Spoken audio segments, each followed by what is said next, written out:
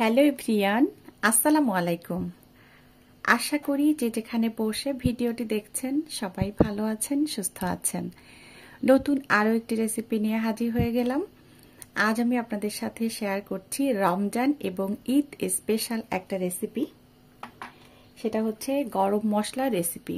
আর গরম মশলাটা আমাদের কিন্তু সবসময় লাগে, কারণ মাংস রান্না করতে গেলেই কিন্তু গরম মশলা প্রয়োজন হয়। তো নতুনরা আসলে অনেক কিছুই তাদের কাছে মানে না জানা থাকলে অনেক কঠিন লাগে, আর আমরা যারা পুরাতন আছি আমাদের জন্য আসলে এটা কঠিন কিছু না। তো আজকে আমি আপনাদের সাথে অনেকগুলা মশলার পরিচয় করিয়ে দিব। এখানে আমি সব কিছু গুছিয়ে নিয়েছি, আর কতটুকু দিব সেটা আমি আসলে যখন দিব তখন আমি বলে দিব। এখানে আসলে আমি দুই রকমের মশলা ব্যবহার করেছি। একটা হচ্ছে নর্মাল গরম মশলা, আর একটা হচ্ছে স্পেশাল গরম মশলা। তো স্পেশাল যেটা সেটা আসলে সব সময় ব্যবহার করা হয় না, নর্মালটাই সব সময় ব্যবহার করা হয়। এখন হচ্ছে আমি আপনাদেরকে বলে দিচ্ছি এখানে কতটুকু কি নিয়েছি। প্রথমে দেখিয়ে দিচ্ছি, এটা হচ্ছে আস্ত ধনিয়া। তো এখানে ধনিয়া নিয়েছি আমি 2 টেবিল চামচ পরিমাণ।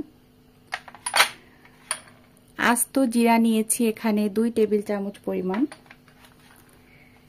এখানে আমি গোলমরিচ নিয়েছি হাফ টেবিল চামচেরও একটু কম। এখানে আমি এই যে দারচিনি নিয়েছি, এখানে 1 টেবিল চামচ পুরা ভর্তি করে নিয়েছি, এজন্য আমি একটু ভেঙে ভেঙে দিয়েছি।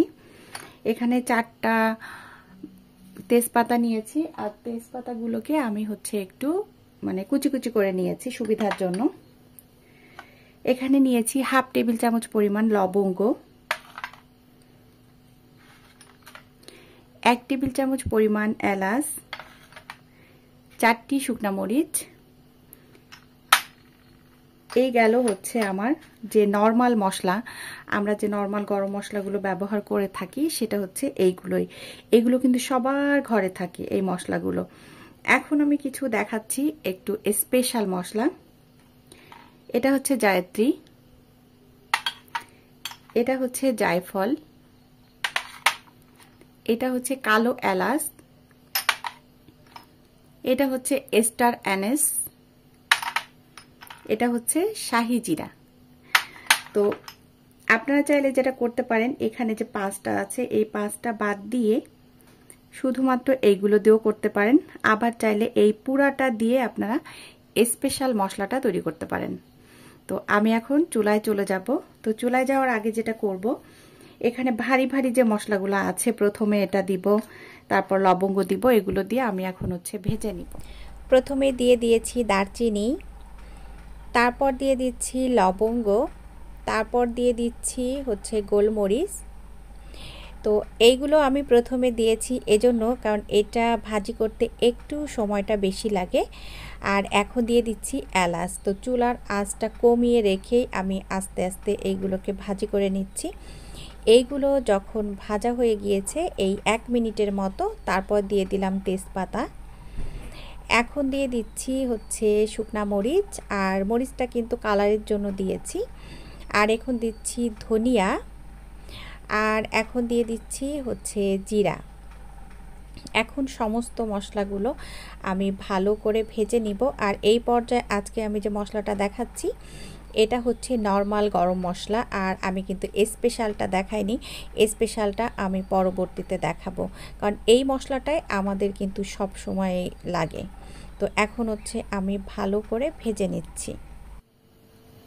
এটা কিন্তু ভাজা হয়ে গিয়েছে, দেখতে পাচ্ছেন। আমি এই 3 মিনিটের মতো ভেজে নিয়েছি চুলার আঁচটা কমিয়ে রেখে।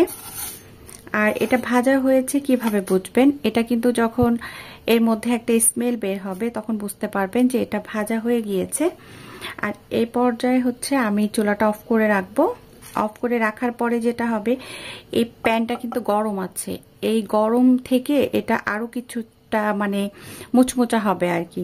তো চুলার অফ অবস্থায় কিছুক্ষণ রেখে দিব, তারপর এটা যখন ঠান্ডা হয়ে যাবে, এটা কিন্তু আমি ধরতে পারছি না, এই যে গরম, তো যখন ঠান্ডা হয়ে যাবে তখন হচ্ছে এটাকে আমি ব্লেন্ডারে ব্লেন্ড করে নিব। আপনারা চাইলে পাটায়ও বেটে নিতে পারেন।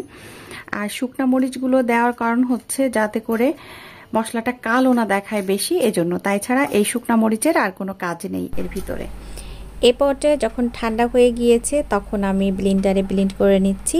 আর এটা এত সুন্দরভাবে ব্লেন্ড হয়েছে যে এটা আর চেলে নেওয়ার কোনো প্রয়োজন নাই। আপনারা মাংস রান্না করার ক্ষেত্রে যদি 1 কেজি পরিমাণ মাংস রান্না করেন, এটির 1 চা চামচ দিলেই হয়ে যাবে। আশা করছি আজকের রেসিপি নতুনদের অনেক উপকারে আসবে। এতক্ষণ যারা আমার সাথে ছিলেন সবাইকে অসংখ্য অসংখ্য ধন্যবাদ। সবাই ভালো থাকবেন, আমার জন্য দোয়া করবেন।